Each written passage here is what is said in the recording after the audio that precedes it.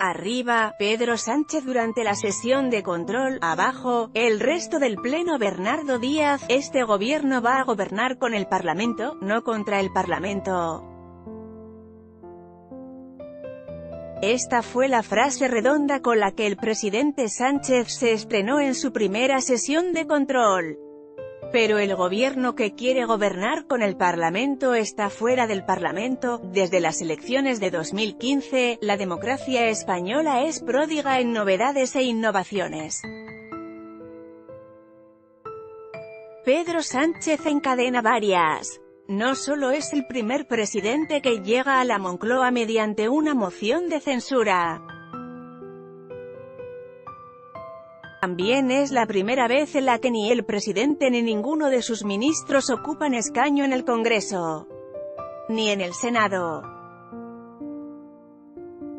Los 3 diputados socialistas que incluyó en su ejecutivo, Margarita Robles, José Luis Ábalos y Meritxell Batet, fueron invitados por su presidente a abandonar el escaño nada más tomar posesión. Los 3 obedecieron, aunque de mala gana. Ninguno quería dejar de ser diputado. La justificación de estas renuncias fue lineal. El Grupo Socialista tiene 84 diputados y puede perder votaciones por la agenda de los ministros. Sin embargo, no es la primera vez que un partido gobernante está justo de escaños y las agendas de los ministros se pueden adecuar a las votaciones parlamentarias. Fuentes socialistas aseguran que ha influido la circunstancia de que el presidente no es diputado. Si no está él, habrá pensado que tampoco deben de estar sus ministros. Los parlamentarios subrayan como una curiosidad histórica la desvinculación física de los ministros del gobierno con el Congreso. Los estudiosos del sistema parlamentario consideran que esta ausencia es muy relevante y que va más allá de lo simbólico, aunque lo simbólico también cuenta. El gobierno responde ante el Parlamento, y eso no ha cambiado, pero es un espectáculo desolador que no haya ningún ministro en el Pleno del Congreso cuando éste se encuentra reunido. La imagen que se transmite es que el Ejecutivo ha roto el hilo con el Parlamento, aseguran las fuentes consultadas. El banco azul permanece vacío durante las sesiones plenarias de los martes y los jueves. Únicamente se llena hasta los topes en el pleno de control de los miércoles por la mañana. El reglamento otorga al presidente y a los miembros del gobierno la posibilidad de intervenir en cualquier debate. Mal lo podrán hacer si no asisten a los plenos.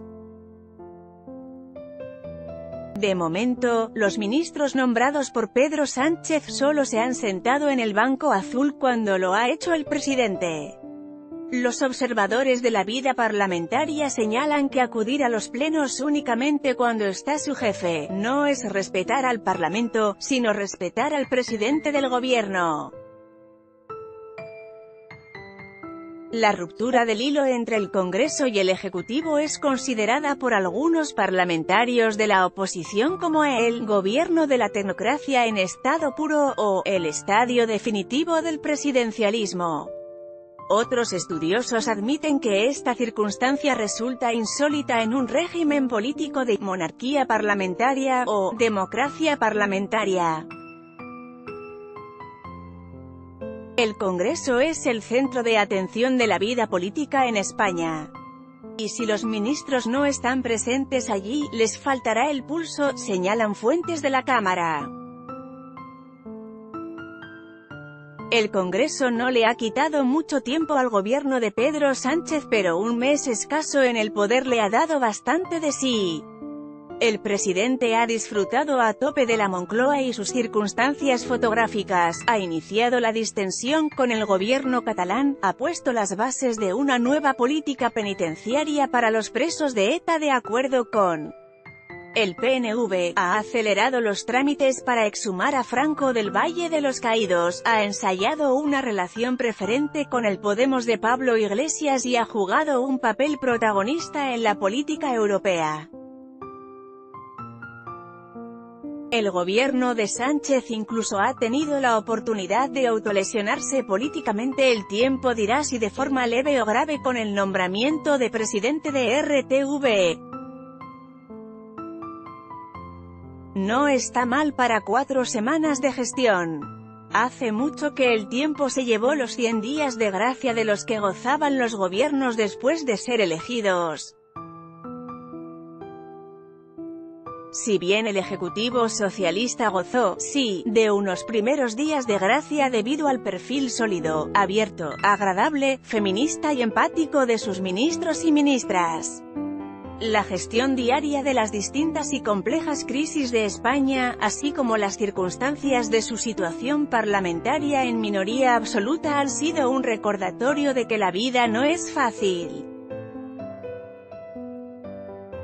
Si el presidente y los ministros hubieran estado presentes en la última sesión plenaria, se habrían dado cuenta de que los aliados independentistas de Cataluña no están muy por la labor de aceptar la mano que les ha tendido. Las intervenciones de los portavoces de ERC y del CAT fueron cualquier cosa menos distendidas. El incidente de Quim Torra con el embajador en Washington es la máxima expresión de que las buenas intenciones igual no son suficientes para que los rebeldes independentistas se bajen del monte. Paradójicamente, el presidente Sánchez ha brillado más en el exterior que en el interior. El líder socialista ha dedicado gran parte de su primer mes en la Moncloa a hacerse un hueco en la política europea. ¿Quién se lo iba a decir a su antecesor, Mariano Rajoy, que nunca pudo imaginar a Pedro Sánchez al lado de Angela Merkel, o de Emmanuel Macron? El «muchacho nuevo» de las cumbres europeas ha rescatado a la canciller alemana, titulaban los diarios españoles. Nada menos. Sánchez hace lo que parecía difícil rescatar a Merkel, pero tropieza en lo que parecía más fácil, elegir a un presidente de RTV que pusiera fin al desgobierno, al bloqueo parlamentario y a la conflictividad social de esa empresa pública sin montar ninguna escandalera. El cóctel política periodismo televisión era demasiado peligroso como para no embriagar a los protagonistas. Pablo Iglesias, cuya vocación más fuerte no es la de líder político sino la de presentador de televisión, tomó sobre sí la responsabilidad del cambio en RTV sin tener en cuenta que se necesita una mayoría parlamentaria para elegir al presidente y al consejo de administración. Es decir, que necesita un acuerdo con el resto de los grupos. Pedro Sánchez, volcado en la política exterior, no vio la subida del suflé televisivo y acabó su cuarta semana en la Moncloa con un error garrafal de comunicación política. Precisamente de comunicación política, el gobierno aprobó un plan de choque para combatir la pobreza infantil este verano y casi nadie se enteró. La conversación nacional era sobre RTV. Lucía Méndez Fuente, El Mundo.